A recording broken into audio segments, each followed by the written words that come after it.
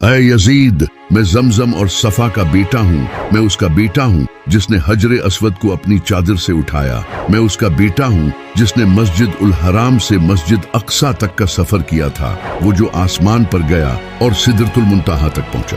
میں علی کا بیٹا ہوں، اللہ کا برگزیدہ اور محبوب، صالحین کا سردار، مومنوں کا شہزادہ۔ میں اس کا بیٹا ہوں جو لڑائیوں میں فتح یاب ہوا، جس نے کفار کو شکست دی، جس نے نبی صلی اللہ علیہ وسلم کے شانہ بشانہ جنگ کی، اللہ نے اس کی حفاظت کی۔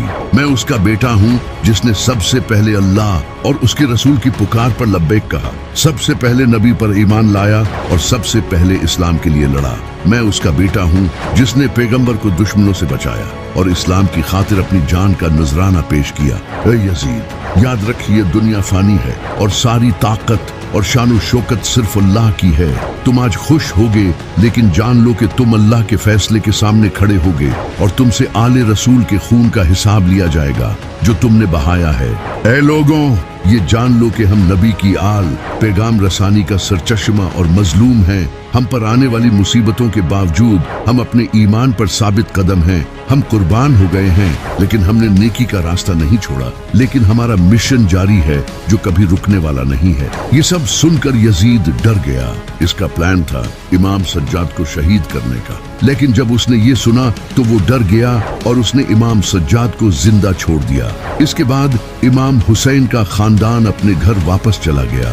جب مدینہ کے لوگوں کو امام حسین علیہ السلام کی شہادت کا پتہ چلا تو انہوں نے یزید کی بیعت توڑ دی، کیونکہ وہ پہلے سے یزید کی ظالم حکومت سے غصہ تھے اور اب امام حسین علیہ السلام کی شہادت نے انہیں جگہ دیا تھا۔ مدینہ کے لوگ یزید کے خلاف ہو گئے تھے۔ اس پر یزید کو بہت غصہ آیا تو اس نے مدینہ کے لوگوں کے خلاف ایک بڑا لشکر روانہ کیا اور اس فوج کا کمانڈر مسلم بن عقبہ تھا۔ اس فوج کا مقصد مدینہ کو واپس یزید کے انڈر لانا اور جو لوگ یزید کے خلاف کھڑے ہوئے تھے انہیں قتل کرنا تھا۔ یزید کی یہ فوج مدینہ کے باہر حرہ نامی جگہ پر پہنچ گئی اور وہاں اپنے کیمپس لگا لیے۔ مدینہ کے لوگ تعداد میں بہت کم تھے اور ان کے پاس کچھ خاص اسلحہ بھی نہیں تھا، لیکن یہ وہی لوگ تھے جنہوں نے نبی صلی اللہ علیہ وسلم کی آپ کے برے وقت میں مدد کی تھی، یعنی کہ انصار تعداد میں کم ہونے کے باوجود بھی یزید کی فوج کے ساتھ بہادری سے لڑے،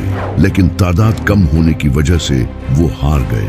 انصار کو ہرانے کے بعد یزیدی فوج مدینہ میں انٹر ہوئی اور اس نے ایسا قتل عام مچایا جسے آج بھی اسلامک ہسٹری کا سب سے بروٹل دن مانا جاتا ہے۔ یزیدی فوج نے پورے شہر کو لوٹا اور سرے عام لوگوں کو قتل کیا اور ہزاروں عورتوں کا ریپ کر کے انہیں پریگننٹ کر دیا، یہاں تک کہ مسجد نبوی کو بھی نہیں چھوڑا۔ وہاں گھوڑے کھڑے کر دیے گئے جنہوں نے پیشاب کیا اور کئی دنوں تک نماز